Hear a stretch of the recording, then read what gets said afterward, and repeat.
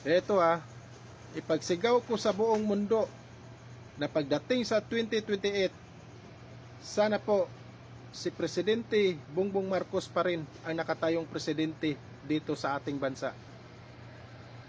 At alam natin mga kaidol na si President Bongbong Marcos lang po ang nagpapaunlad dito sa ating bansa. Maraming nagmamahal sa iyo, President Bongbong Marcos. Maraming nagsusuporta sa iyo at sana po ikaw pa rin ang presidente dito sa ating bansa. At alam namin na marami ka pang gagawin dito sa ating bansa. At sana extend ka po, President Bongbong Marcos.